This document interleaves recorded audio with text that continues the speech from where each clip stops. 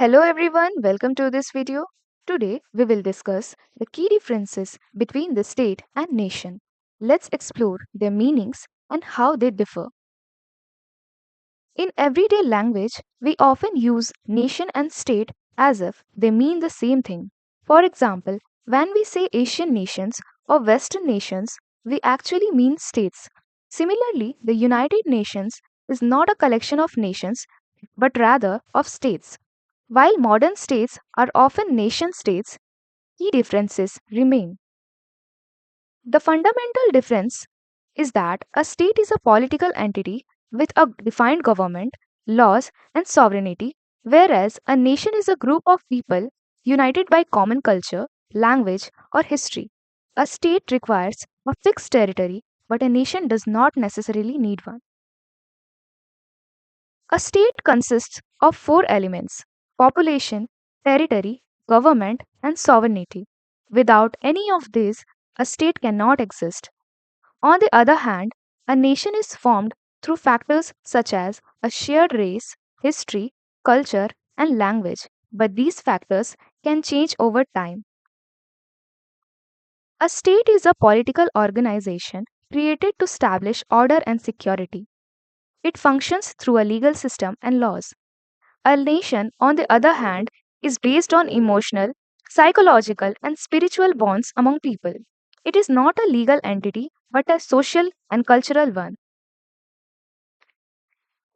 Does a nation need a fixed territory? One of the major differences is that a state must have a defined geographical territory. However, a nation can exist without one.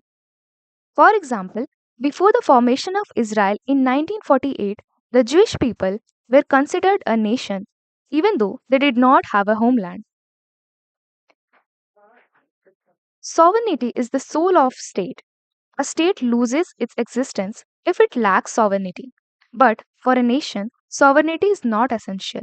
What truly matters for a nation is the emotional unity among its people, which arises from shared culture and history. Can a nation be bigger than a state? Unlike states, nations do not always have fixed borders. A nation can spread across multiple countries. For example, the French nation extends into Switzerland, Belgium, and parts of Italy, as people in these regions share a common heritage and language. Can a state have multiple nations? A single state can be home to multiple nations. Before World War I, Austria and Hungary were parts of the same state, yet they were distinct nations. Even today, many states are home to multiple nationalities, such as India, where people of different culture live together under one state. A state exists only as long as it maintains sovereignty. If a state's sovereignty is lost, it ceases to exist. However, a nation can survive even without sovereignty.